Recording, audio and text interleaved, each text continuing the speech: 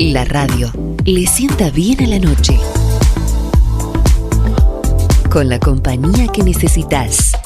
La voz de la biblioteca. Radio Online, la radio de la Biblioteca Popular Escritores Correntinos.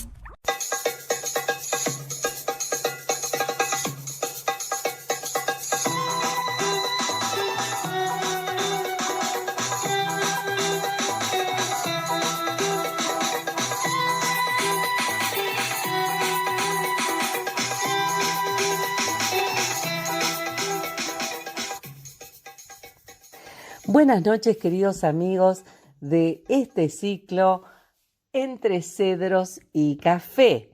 Estamos aquí otra vez en este espacio creado por la Biblioteca Popular Escritores Correntinos, que se denomina La Voz de la Biblioteca.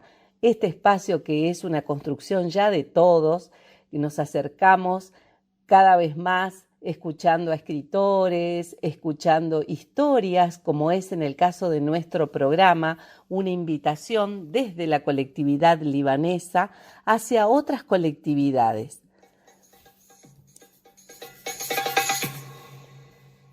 Hoy tenemos a alguien muy especial. Estamos con una invitada de lujo. Ella es de Córdoba, se llama Mariana Otero. Ella es periodista de La Voz del Interior, que es un diario que realmente es muy destacado allí en Córdoba. Ella ha recibido un premio en el año 2021 de la Organización Internacional de Migraciones acerca de un informe que ella preparó sobre la ola de migraciones de ingenieros venezolanos. Hola Mariana, ¿cómo estás? Hola Laila, mucho gusto y muchas gracias por la invitación. Bueno, la verdad que es muy especial para nosotros tenerte en este programa y que hayas aceptado esta comunicación. Y queríamos preguntarte acerca de este informe que escribiste, de todo esto que también de alguna manera, ¿no?, fue migrando de un lado hacia otro y te ha llevado a lugares inesperados.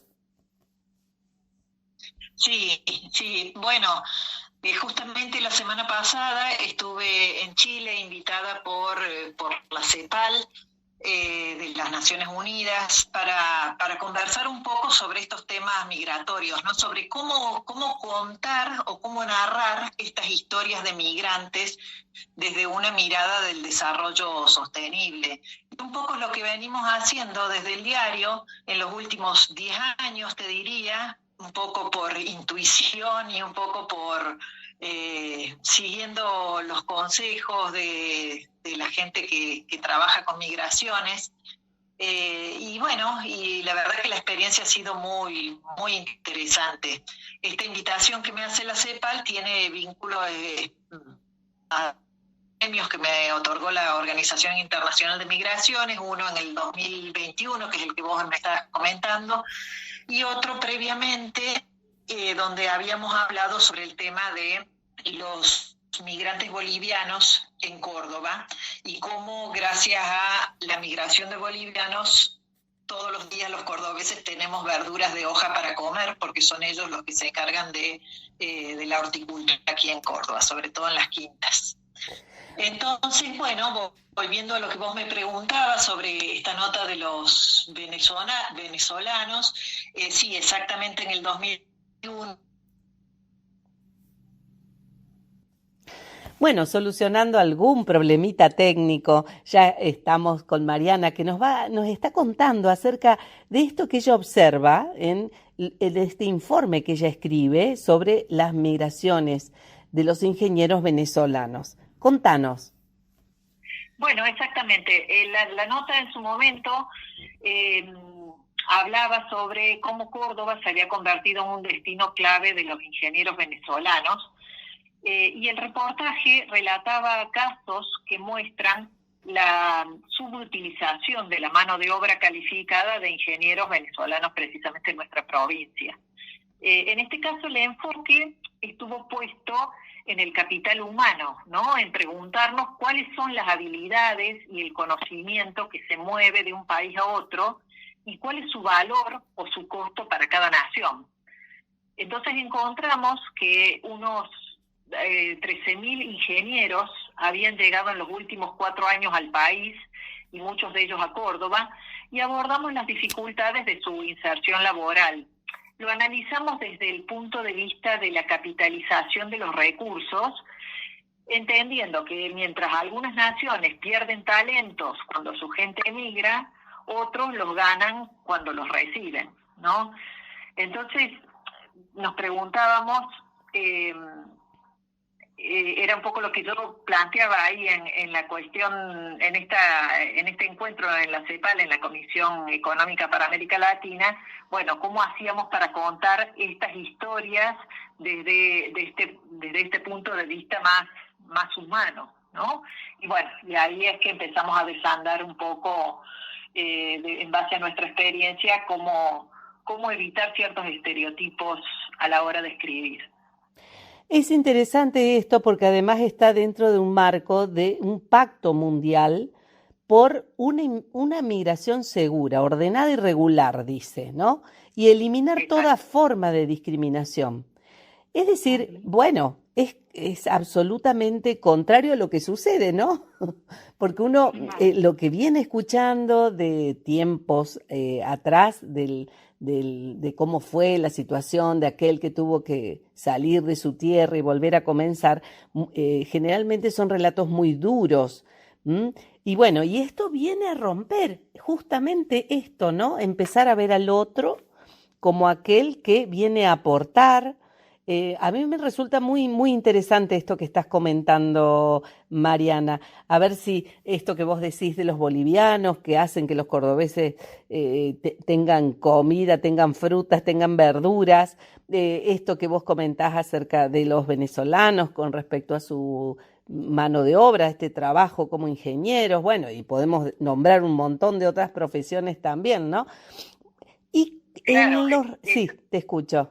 No, perdón, te interrumpí, pero lo que quería aportar es que precisamente es lo que las Naciones Unidas, dentro de este pacto que vos estás nombrando, están intentando, ¿no? Cómo romper estos discursos que llevan al odio, a la xenofobia, y no terminan de ver cuál es la enorme potencia que puede tener la migración en los países de acogida.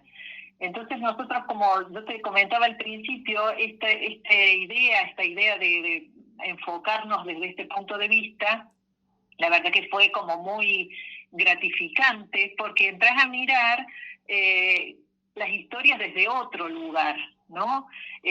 Recuerdo como uno de los artículos que escribí fue sobre la integración de los estudiantes migrantes en las escuelas, ¿no? Y eso fue interesante, bien interesante, porque abrió ciertos debates sociales, como por ejemplo, si el alumnado que nacía en otro país podía ser elegido abanderado o escolta de la bandera argentina. Y digo que fue interesante porque desnudó por ahí como un falso dilema, porque mientras en las audiencias de los medios aparecían muchos discursos de exclusión, de xenofobia, en las propias escuelas casi eso no era un tema de discusión, porque en contra de lo que gran parte de la opinión pública creía, los maestros y el alumnado en general consideraban lógico que si alguien lo merecía debía llevar la bandera sin importar el lugar de nacimiento. Entonces, bueno, seguimos indagando en esa línea porque nos parecía como interesante y rescatamos algunas investigaciones que mostraban incluso que los estudiantes migrantes, especialmente bolivianos y peruanos, que hay muchos en Córdoba, tenían un rendimiento académico superior al de sus pares argentinos. Y bueno, y fue como la confirmación de que se podían desplomar algunos preconceptos y prejuicios que repiten que se llega al país para aprovecharse de la escuela pública y gratuita, que quitan el lugar de la bandera a los locales y otras cosas, ¿no? Claro, es todo lo que se dice, está excelente este trabajo y me encanta que lo comentes y que aparezcan nuevas narrativas y que se visibilicen otras cuestiones que no tenga que ver solo con esta estigmatización constante del otro, ¿no? Porque en realidad de eso se trata, de ver al otro como un otro que viene a sumar, que nos viene a enriquecer. Sin duda tendrás seguramente relatos más que interesantes, y aquí en el programa te cuento, Mariana, también los relatos han sido de de un absoluto respeto por la tierra en que pisaban, ¿no? Estoy hablando de libaneses, de italianos que ya han hablado aquí en el programa, pero que también aparecía como un silencio absoluto de lo que habían vivido antes, ¿no? Había como un profundo dolor guardado en el alma, en algún recoveco que no sabemos, pero que era impenetrable. No sé si vos lo has vivido, quizás has podido llegar a estas profundidades más subjetivas. Y bueno, nosotros en un tiempo teníamos un blog dentro del mismo diario que llamábamos Voces, y rescatábamos precisamente muchas historias individuales también, ¿no? Y sí recogíamos historias de los antiguos migrantes, muchos españoles, muchos sirios, de distintas nacionalidades, italianos por supuesto, y también de las nuevas generaciones de migrantes. Y siempre se encuentra esta cuestión de no sentirse ni tan de aquí ni de tan de allá, y como navegar entre dos aguas, ¿no? Y en general se encuentran, a mí me parece bien interesante hablar con los migrantes porque, por un lado, ellos observan cosas de nuestro país que nosotros mismos no las vemos, ¿no?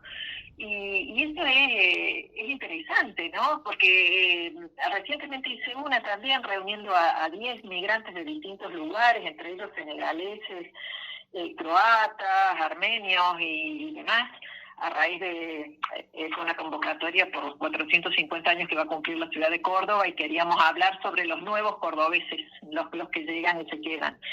Y en este sentido, me pareció muy bueno que entre lo que se deja en la patria de origen y lo que se encuentra en la patria que se elige, no hay como un abismo, ¿no? Hay como cosas en común, y como que se puede mirar en perspectiva. Y en ese sentido vuelvo a lo que te decía al principio, de que cuando, por ejemplo, te comentan que uno ve por qué está bueno vivir en la Argentina, son cosas que uno las tiene naturalizadas y que el que viene de afuera no las observa con agradecimiento. Entre ellas, vivir en un país donde hay paz, en un país donde te reciben en tu casa a los 5 minutos que te conocen y te invitan a comer un asado, que no va a caer una bomba cuando tu hijo va a la escuela, y ese tipo de cosas, y tantas otras, ¿no? El buen humor, el trato, bueno, y son pequeñas cosas que está bueno que te las diga alguien que viene y que se incorpora, y me da a mí la sensación de que está este dilema entre todo lo bueno que recibo, pero también está la tristeza de lo que dejé, ¿no? Entonces sí, observo esto que vos decís, que hay como una dicotomía entre la acá y el allá, y una nueva esencia que surge a raíz de esta fusión entre lo que se es y según donde se esté también. En este trabajo que está comentando aquí con nosotros en este programa Mariana Otero, donde se intenta, modificar esa percepción negativa y restablecer un vínculo, ¿no? Ya mirado hacia un desarrollo sostenible, dice Mariana, nos conmueve, porque es una mirada absolutamente diferente a las miradas acostumbradas, ¿no? De rechazo al extraño, al otro visto como extranjero, a aquel visto como alguien que viene a sacar, o portador de enfermedades, o sea, tantas cosas que uno viene escuchando, ¿no? De que se señala al otro por ser diferente. Sí, tal cual. A mí me parece interesante este cambio en la narrativa, no solo interesante, sino necesario, porque creo que desde los medios de comunicación podemos hacer mucho. Entonces, yo comentaba en la charla allí en Santiago de Chile de la semana pasada que creo que los periodistas tenemos como, bueno, una misión bien fuerte en este sentido, podemos llegar a mucho, y hay como cuestiones que parecen obvias o básicas, pero que no lo son. Entonces, por ejemplo, yo daba un ejemplo que me parece que puede servir. Por ejemplo, cuando se habló en estos años sobre el tema de las venezolanas que cruzaban a Colombia, por ejemplo, para tener a sus bebés, y que también se replicó aquí con el tema de las rusas que llegaban a Argentina, algunas crónicas, viste, relataban que las mujeres llegaban o bien para recibir atención de salud gratuita o para que sus hijos obtuvieran un pasaporte. Pero pocos artículos hablaban de por qué migraban. Entonces yo estoy convencida de que si conocemos esa parte de la historia, comprendemos mejor.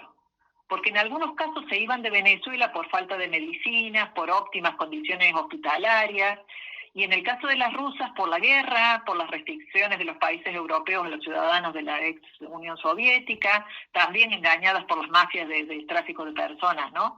Entonces, como que en definitiva, para un buen relato hay que volver al origen, a las cuestiones básicas, las preguntas básicas del periodismo, al qué, cómo, dónde, cuándo, por qué.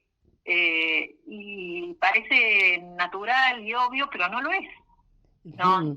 Entonces, y hay un tacto, ¿no? Y una sensibilidad absolutamente sutil en el encuadre que le estás dando a tu trabajo, ¿no? Porque aparece esa mirada también de alojamiento, de habilitarlo en la palabra para que cuente su verdad, ¿no? Lo que trae, que viene con todo, ¿no? Viene con lo que él es y viene con la historia que dejó y viene con la historia que está formando, como bien dijiste hoy, que también la construye acá con los otros. ¿Te ha tocado, Mariana, en algún momento quizás una historia muy dura o muy cruel o de rechazo muy fuerte, o en general han sido bien alojados, se han sentido cómodos? ¿Cómo lo percibís vos, o si te ha tocado escucharlo? Sí, me ha tocado escucharlo, pero en realidad,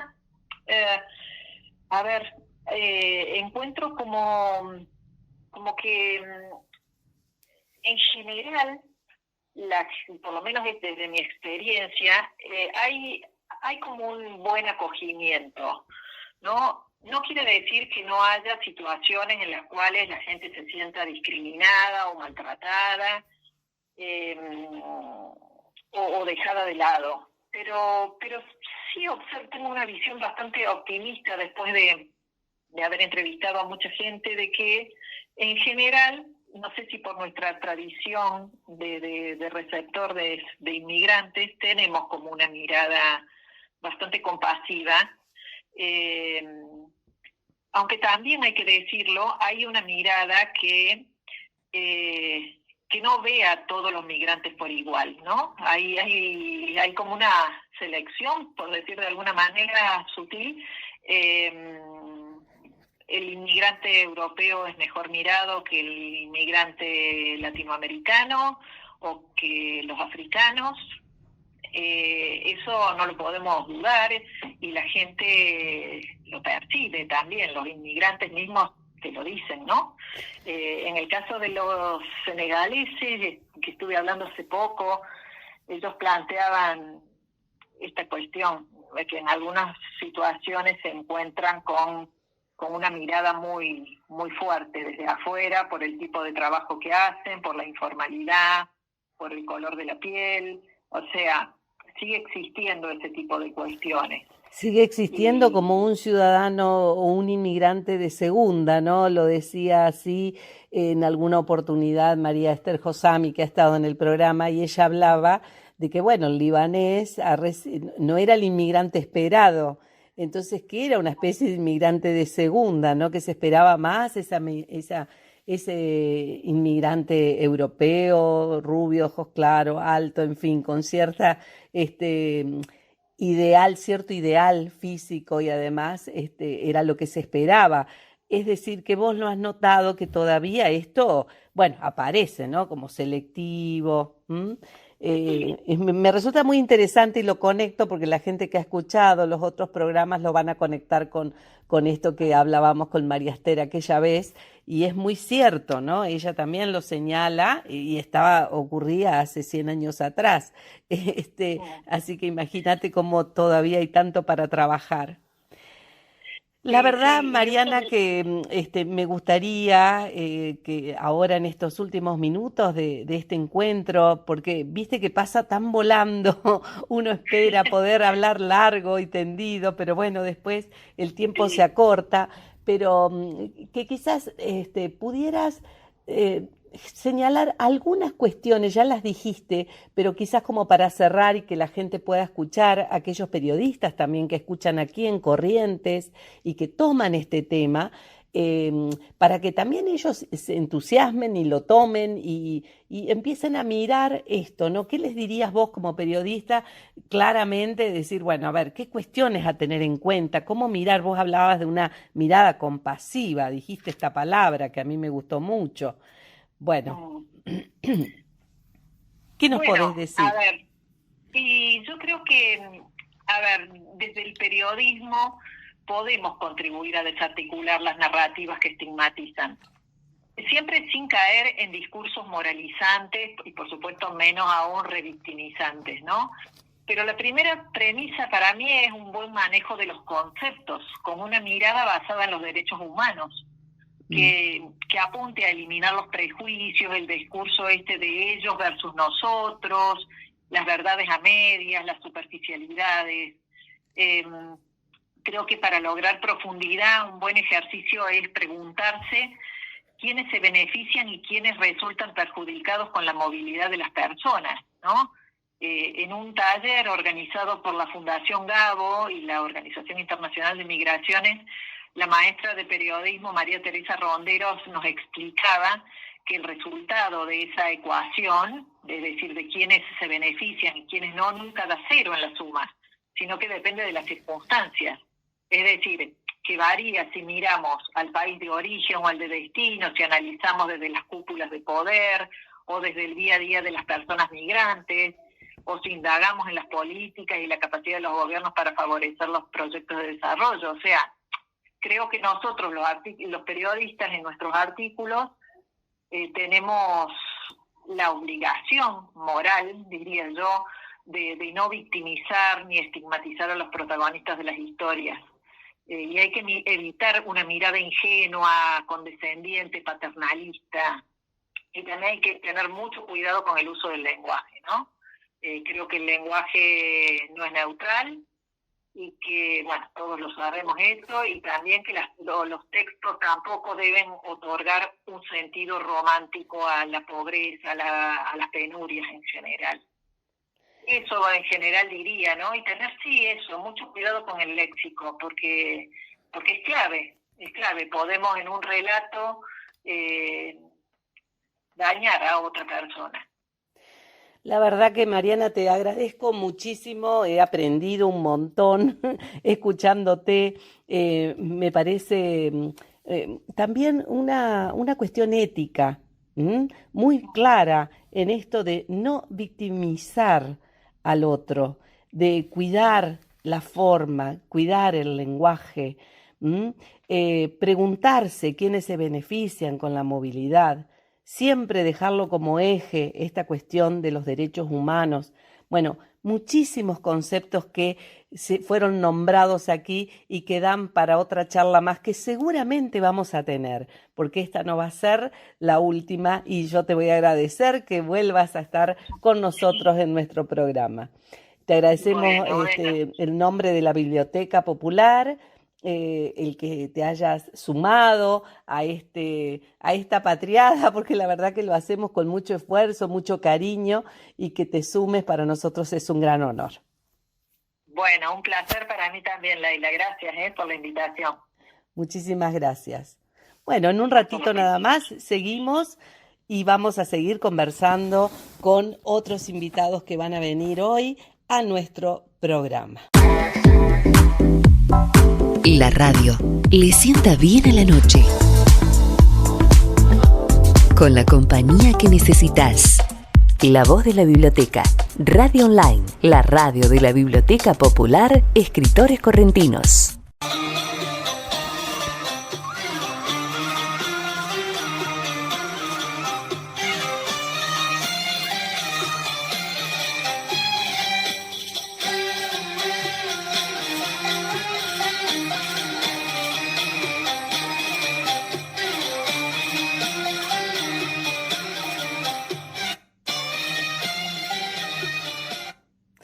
Bueno, y así con esta música que nos lleva a estos lugares de Medio Oriente, de los que siempre hablamos aquí en el programa, y después de escuchar a Mariana Otero contándonos todas estas cuestiones tan interesantes de cómo tomar esta mirada y esta percepción desde una palabra que a mí me pareció clave, que es la palabra de la compasión, ¿no? De cómo aparece esto atravesado ahí de humanización de los discursos, de la forma que uno tiene para poder hablar de todas estas cuestiones que tienen que ver con la inmigración.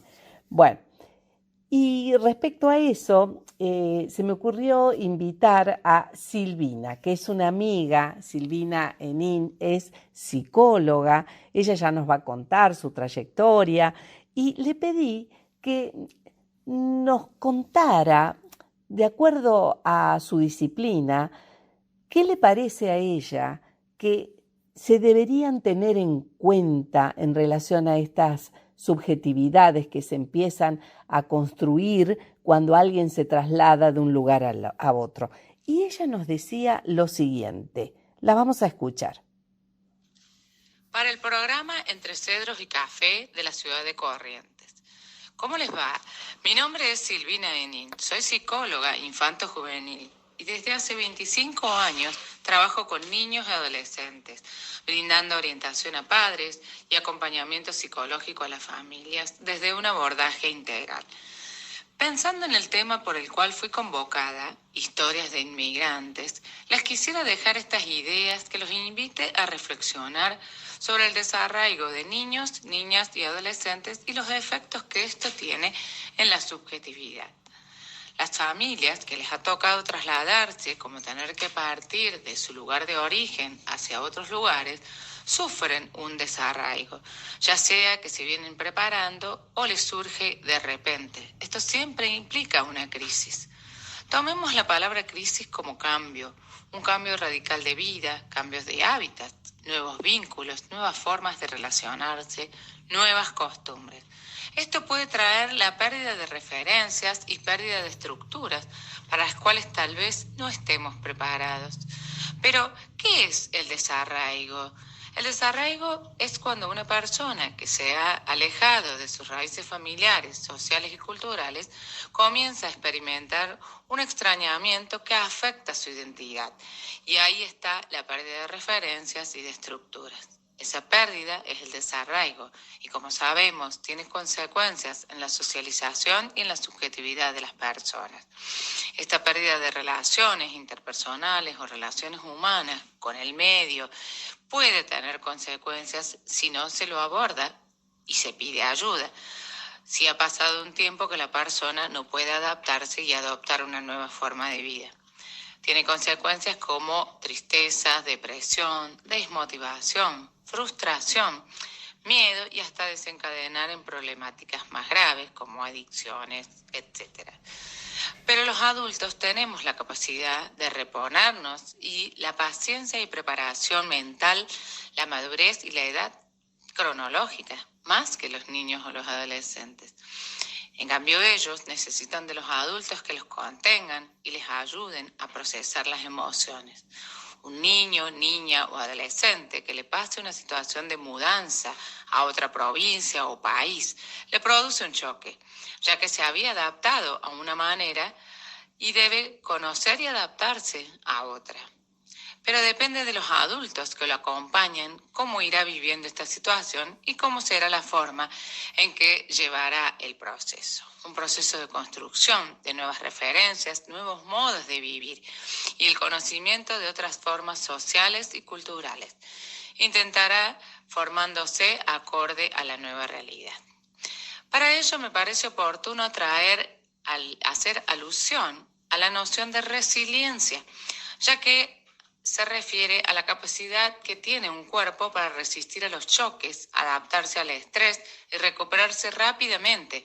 En este caso, a una nueva adaptación que cada persona puede hacer mucho por influir en lo que le sucede y modificar su propio destino, de hacer frente a la adversidad, teniendo una actitud positiva, con perseverancia y empeño, lo que le permite la adaptación en situaciones de fuerte y prolongado estrés. Es recuperarse, tener la posibilidad de acceder a una vida significativa y productiva. Es poder salir fortalecido de la adversidad, respetando las características personales.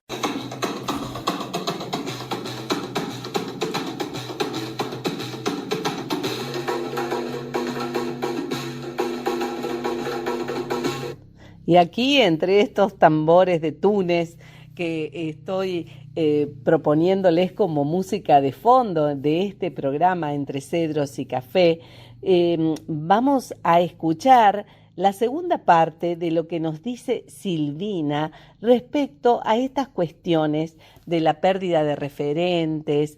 Cuando alguien se traslada de un lugar a otro, hay una pérdida de referentes, de estructura, ¿no? De estas representaciones que uno se hace para manejarse en el mundo. Y ella nos va a hablar de la siguiente manera ahora, continuando con lo anterior. Mario Alonso Puig, médico muy reconocido y referente español, nos dice que el cerebro humano está preparado para hacer frente a los cambios, la incertidumbre, la relatividad, y debe entender que cuando pasa por un momento de incertidumbre o que no puede controlar, esto le causa una especie de sufrimiento y de malestar, incomodidad. Tenemos que ser capaces de trascender ese dolor y ese malestar. Él habla de resiliencia como el junco que se dobla pero no se quiebra y vuelve cuando el viento ya no lo toca más. La capacidad de resistir un determinado grado de formación, de recuperarse una vez que ha sido deformado. Conseguimos ser resilientes cuando decidimos no quebrarnos ante el dolor, no quebrarnos ante la dificultad o ante la incertidumbre. Ese junco se hace fuerte y puede sobrevivir. Pero ¿cómo ayudar a los niños a desarrollar la resiliencia? Los niños son resilientes cuando aprenden los contratiempos y siguen adelante. No necesitan triunfar ni alcanzar una meta. Tampoco necesitan ser fuertes ni optimistas. La resiliencia es una capacidad que se puede enseñar en la casa y en la escuela.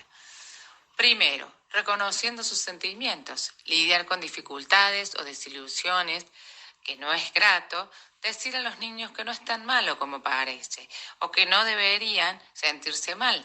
No los hace más fuertes ni los ayuda a sobrellevar la situación. Es mejor ayudarlos a reconocer y a hablar de sus sentimientos, incluso los negativos.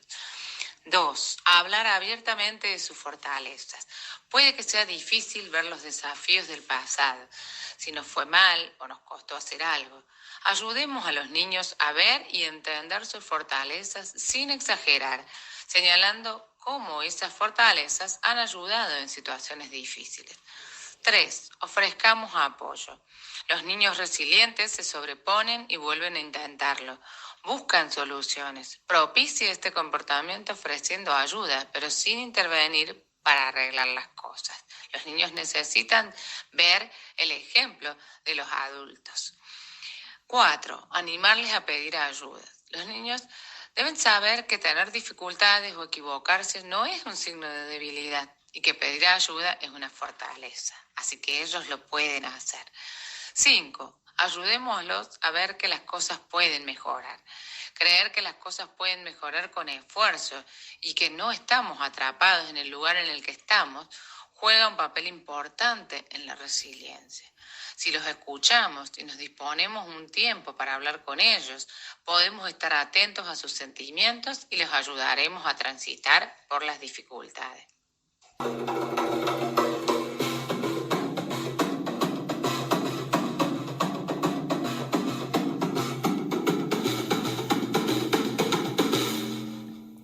Estos conceptos, ¿no?, de resiliencia, de los que hablaba Silvina, de todas estas cuestiones a tener en cuenta, qué importante es tenerlas como una base ética, ¿no?, como hablábamos hoy con Mariana, ¿no?, encontrarnos con el otro como un otro, ¿no?, y aprender de ellos y a su vez brindar el apoyo para que surjan las preguntas, surja ese malestar y que puedan tener la posibilidad de comentarlo, de hablarlo. Bueno, muchísimas gracias, Silvina, y ella se despide de la siguiente manera. Espero que les haya gustado y que sirva para ayudar en estas circunstancias. Muchas gracias, Laila Daiter, por el ofrecimiento y el espacio. Hasta pronto. Hasta pronto, Silvina, y por supuesto, así como decimos a otros invitados que han sido tan valiosos para nosotros, siempre queda abiertas las puertas para que puedan seguir comentándonos acerca de estas cuestiones que estamos construyendo entre todos, de qué manera, cómo acercarnos, de qué manera acercarnos a este tema y empezar a descifrarnos nosotros mismos frente a esto tan diferente y a estos contextos de costumbres tan diferentes a las nuestras, pero que a su vez nos enriquecen tanto. Enseguida nada más seguimos con nuestro programa.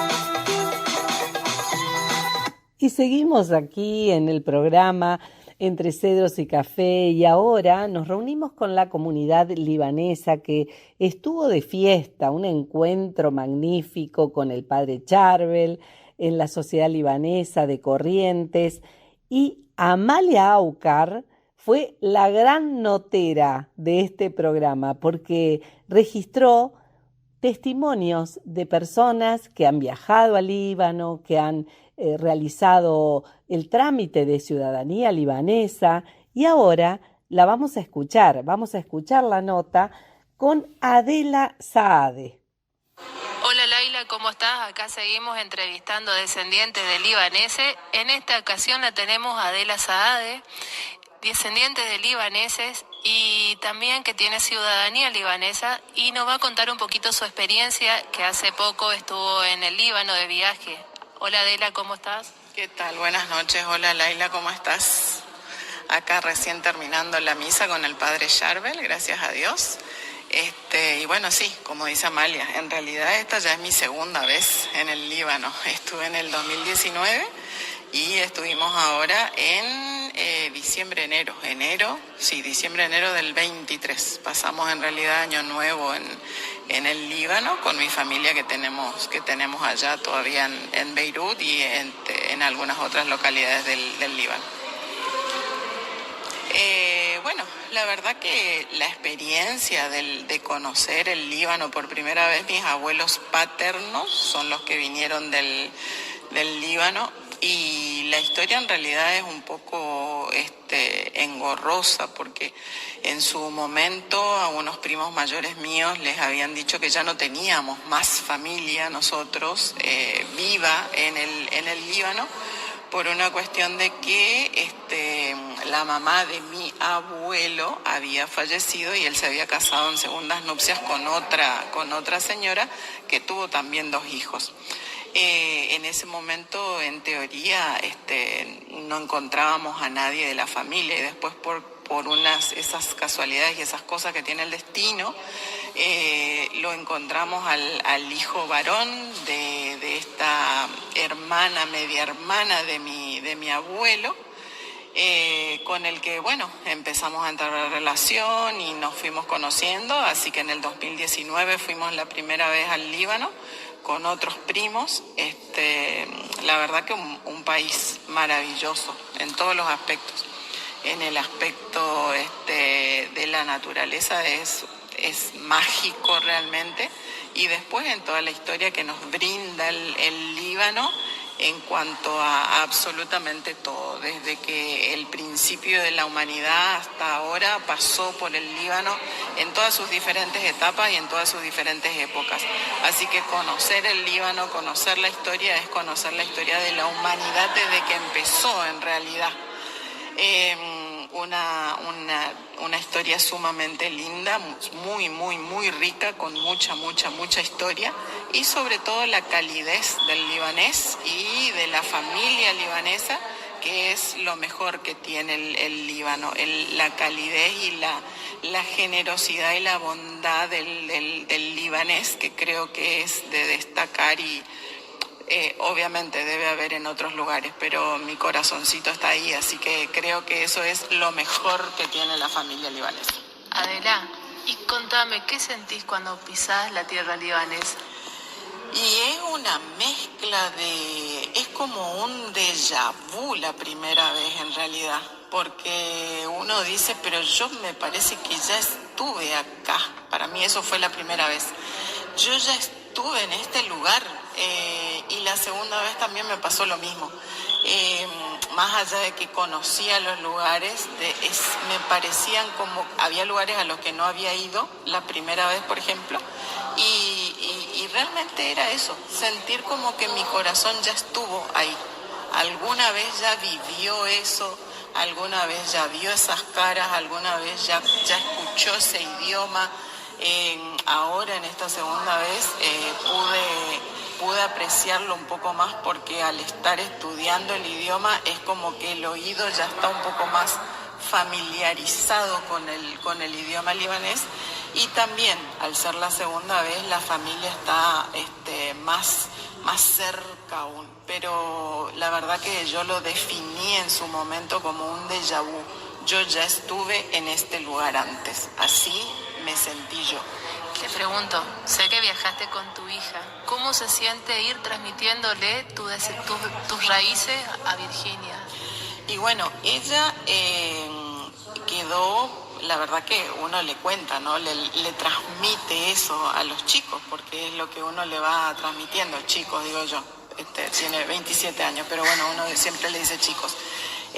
Pero uno le va transmitiendo esa calidez, esa sensación, esas historias, el poder mostrarle lugares que uno ya vio y decirle, acá pasó esto, acá vivió tu abuelo, acá tenemos esto, acá están tus primos, esta es tu familia.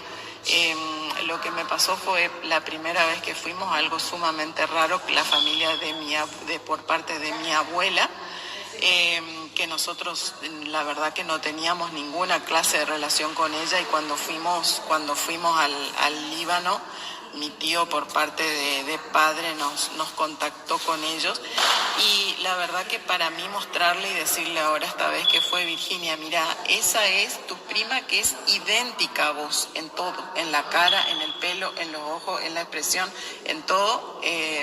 La verdad que vos decís, y esta persona que está a miles de kilómetros es idéntica a una persona que está acá al lado mío. Entonces sí, creo que es más allá de transmitir el sentimiento, creo que es lo que le da el conocimiento de las raíces y del lugar donde se gestó todo y de dónde vinieron todos. Y eso es un plus muy importante. Y te pregunto, ¿tus abuelos en qué año aproximadamente vinieron? Ellos vinieron en el 1914 y vinieron una vez con un hijo ya nacido libanés, y después volvieron al Líbano con 5 hijos y por el tema de la guerra tuvieron que volverse para Argentina. Mi abuela tuvo uno, el 5.º hijo nació en el barco volviendo a la Argentina, así que todas esas cosas después nos fuimos enterando cuando nos juntamos todos los primos en un almuerzo que se hizo en mi casa cuando yo volví.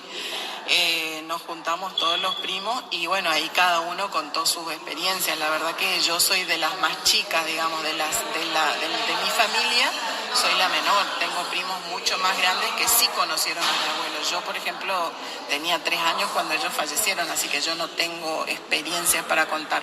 Pero mis otros primos sí, ellos vivieron, hay muchos que vivieron con ellos en la misma casa mucho tiempo, hasta adolescentes, así que ellos contaban cosas sumamente lindas, las peleas de ellos, de los abuelos que se peleaban en árabe y no entendían nada, sus risas cómplices cuando se sentaban a tomar mate porque eran fanáticos del mate, y bueno, todas esas cosas que van surgiendo en las reuniones de primos cuando uno va recordando, ¿no? Y uno va mostrando fotos y entonces se van acordando y van apareciendo historias que por ahí estaban en el recuerdo pero que se reviven en ese momento. No, yo te escucho y la verdad que es impresionante porque son anécdotas que también se repiten en otras familias, así que la verdad que te estoy viendo en este momento tu rostro, la emoción cuando me estás contando, así que Laila, te mandamos un beso grande, gracias Adela por la entrevista y continuamos con el programa y seguimos entrevistando.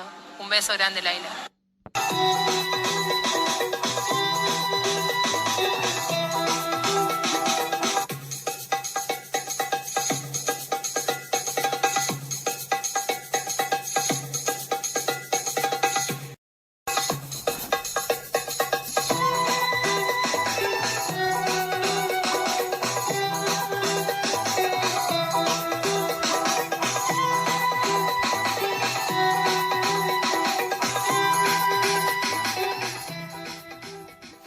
Y seguimos escuchando las entrevistas realizadas por Amalia Aucar en este encuentro que se hizo este fin de semana en la Sociedad Libanesa de Corrientes, recibiéndolo al padre Charbel. Vamos a escuchar ahora a una entrevista que ella le hizo a Lucas Mongia, que es de Funlac. Ahora nos va a contar de qué se trata.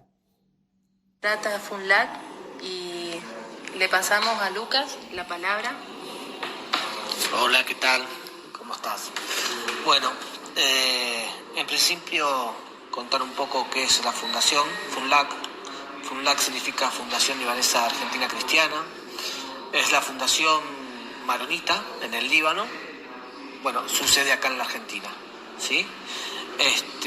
Funlac tiene como objetivo colaborar con los descendientes libaneses, facilitando un poco el encuentro con sus raíces, haciendo la búsqueda de su registro en el Líbano, el lugar donde están, bueno, fortaleciendo acá también un poco la red entre las sociedades, las casas libanesas, los clubes, en todo lo que es todo el territorio nacional, ¿sí? Toda Argentina. Lucas. Bueno, no sé, ¿alguna pregunta? Sí. Sí, vamos a aprovechar que estamos para el programa Entre Cedros y Café de Laila Daiter. Nos gustaría saber también cuál es tu función en Funlac. Contanos Bien. Cuál es tu función, cómo llegaste, si querés contarnos vos un poco de tu raíz o cómo ingresaste a este mundo, digamos. Bueno, ok. Bueno, yo soy descendiente de armenios que han pasado por el Líbano. Yo llegué a Funlac en sus inicios, hace 14 años ya, que está Funlac. Mi función es, soy el coordinador general de Funlac. Bueno, armamos y programamos los viajes, sobre todo con el padre Charbel. En sus inicios era con el embajador, que en su momento fue Antonio Andari, cuando se inició la fundación, acá en la Argentina. Y había, en ese momento, la presidente era Lidia Naim. Yo vengo también con ella, he trabajado con ella. Ella es una diputada nacional, mandato cumplido. que fue la que creó el Grupo Parlamentario de Amistad con el Líbano en el Congreso de la Nación. ¿Sí? Bueno, yo ya estaba en ese entonces también metido con lo que es un poco el Líbano al trabajar con ella. Y bueno, y han pasado estos 14 años, la verdad que rápidamente, conociendo toda Argentina, contactando a todos los descendientes de libaneses y tratando de fortalecer así el vínculo entre esta colectividad, que es la tercera colectividad más grande de Argentina, ¿no? Lucas, a mí se me ocurre una pregunta y cuando Amalia me diga, seguramente va a estar pensada, Amalia, tus preguntas. Ustedes cuando viajan, por lo menos en esta vez que estamos en Corrientes, capital, vienen con el padre Charbel, están los dos, ¿no es cierto?, ahora. A veces es un grupo más grande, contanos cómo se organizan. Sí, si ven un poco, si se meten en nuestras redes y en nuestra historia, nosotros hacíamos viajes con el embajador, el obispo y los representantes de la fundación, que son los fundadores acá en la Argentina de FUNLAC. Bueno, generalmente nuestros encuentros son con gobernadores, intendentes, porque esto de facilitar el encuentro es ayudar a través de convenios con los registros de las personas de cada provincia, que puedan sacar su partida de nacimiento, de defunción, matrimonio, todo acto de vida que pasaron, que es necesario para después, una vez que completan, que se encuentra el número de registro, que se encuentra de dónde son, quién es el que vino del Líbano, su registro en el Líbano, con toda esa documentación pueden tramitar la ciudadanía libanesa en la embajada, ¿no? Bueno, muy interesante lo que nos cuenta Luca. Nosotros lo hemos conocido antes, pero bueno, yo ahora tuve un poquito más de trato y Amalia en este momento, Laila, ya ha pensado y va a hacer la siguiente consulta.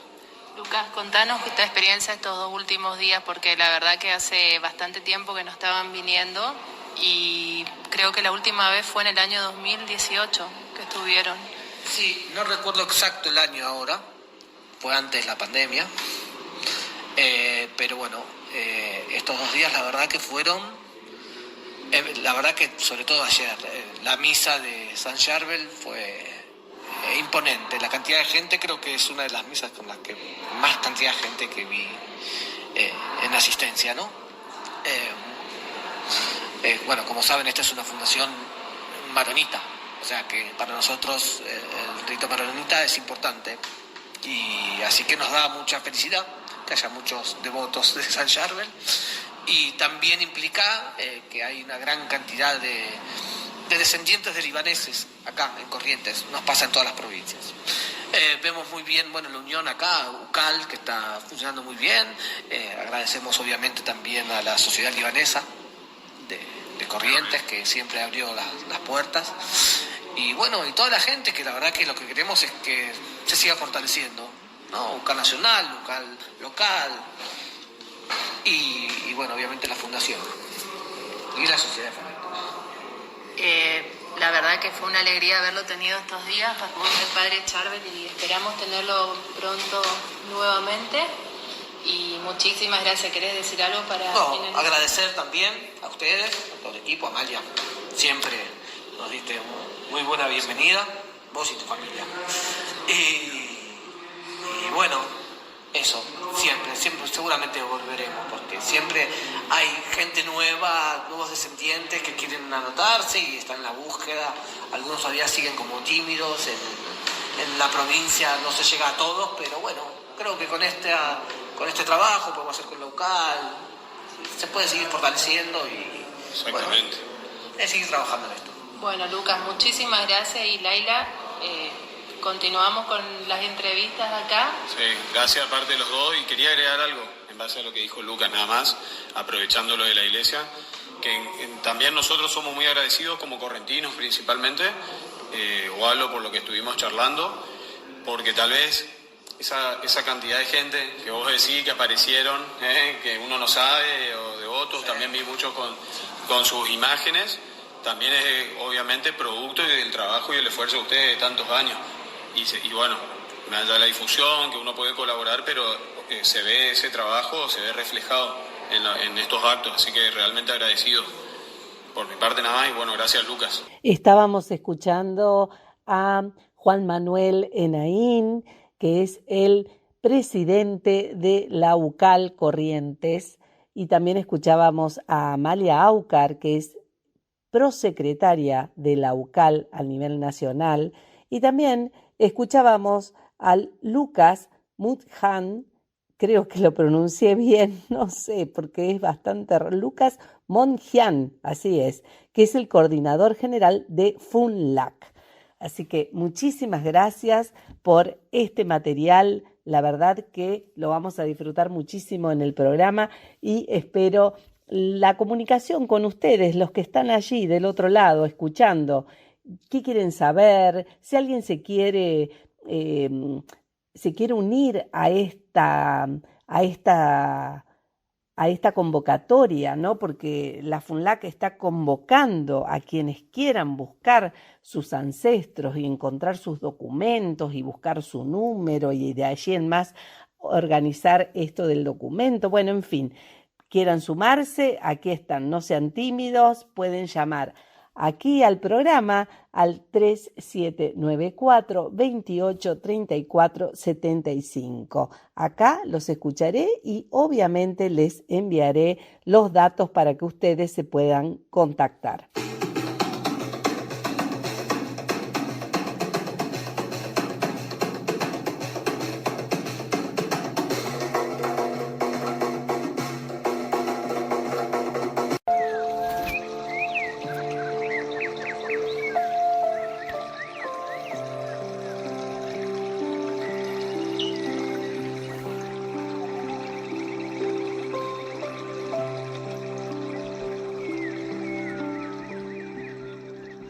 Y ya nos vamos despidiendo del programa, pero no sin antes escuchar a una amiga que se llama Marisa Abogadro Tomé y que siempre nos está enviando sus poemas. La escuchamos. Buenas noches, amigos del programa Entre Cedros y Café.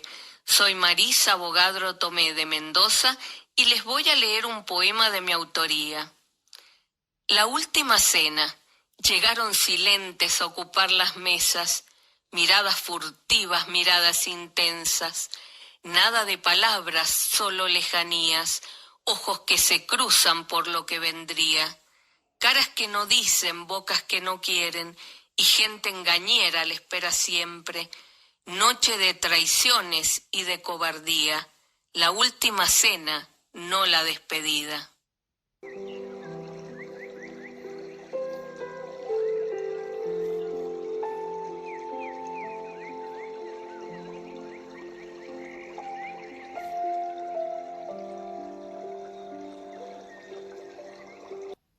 Y ahora vamos a escuchar un escrito de Graciela Mucari, de Pergamino, quien también nos envía, Siempre te nombro, de su libro Siempre te nombro, esta preciosa historia. Reunión de familia. Atardecer en la montaña. Alegría, vida pura. Las manos de mi prima son mágicas estrellas que todo lo que tocan lo convierten en manjares. Hermosa mesa desplegada y todos van llegando. Yo los miro tan feliz y allí se despliegan los manjares de queves, hojas de parra rellenas, puré de garbanzos y berenjenas, aceitunas, tabules y todos los platillos que te puedas imaginar y el exquisito licor de rosas de Madeleine. Pero ¿saben qué era lo más bello?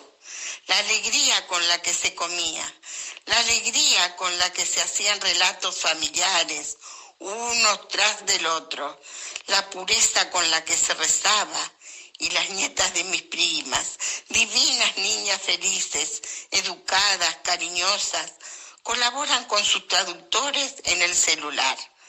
Fue día a día, en la casa que estuviera, y que fueron varias, y que viví todo ese amor. Y después el infaltable café, con las ricas cerezas, sandías, dulces, quesos y miles de cosas más. Este relato lo hago para que cualquiera de nuestras raíces libanesas que decida regresar a ese lugar sagrado de que partieron sus ancestros, sepa lo que van a vivir, así, con intensidad, con una profunda devoción a la familia. Quiera Dios que puedan lograrlo. Los quiero. Y así, con estas imágenes y nuestros pensamientos llenos de palabras que nos proyectaron a estos lugares, nos despedimos hasta el próximo programa, donde nos vamos a volver a encontrar con otras historias de inmigrantes. Recuerden, acá tienen un espacio, es una invitación hacia otras colectividades. Pueden venir y contarnos sus historias. 3794-2834-75. Soy Laila Daiter y los estaré escuchando. Hasta la próxima.